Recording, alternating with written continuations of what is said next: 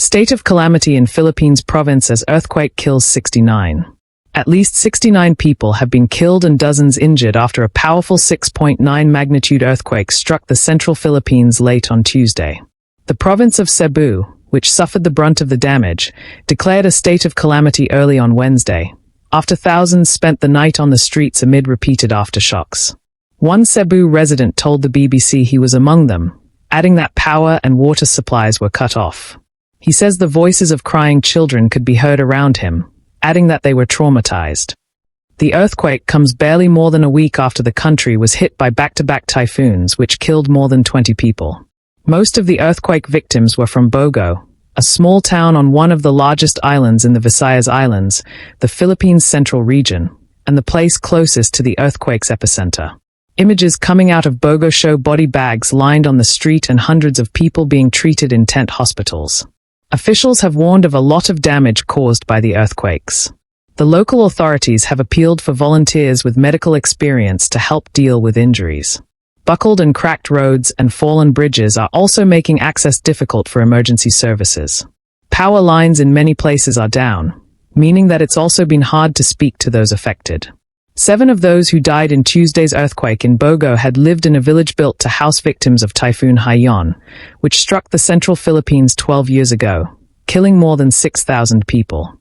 In the municipality of San Remigio, a basketball game was being played when the earthquake struck, an emergency response official told the BBC. Almost 20 people at the game were sent to the hospital, and at least one person later died.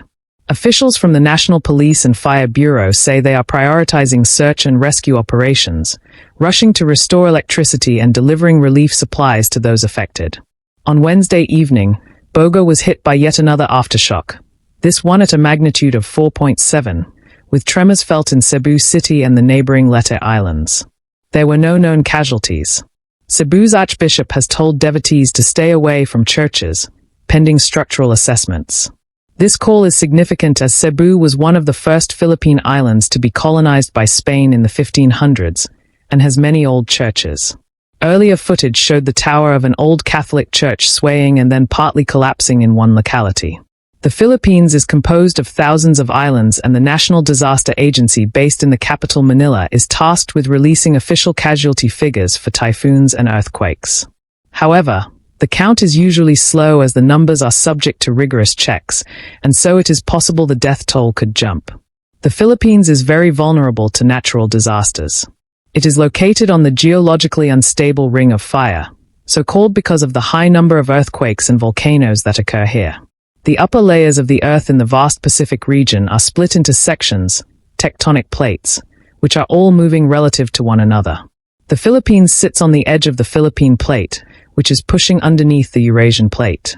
The friction created by one plate pushing another down, known as subduction, can cause the plates to bend and then suddenly snap back, causing an earthquake. The Southeast Asian island country also lies in the path of typhoons that sweep across the Pacific Ocean every year. More than a dozen people were killed after Tropical Storm Builoy and Typhoon Ragasa hit the Philippines earlier last month. Hundreds of thousands of people were evacuated and a handful remain missing.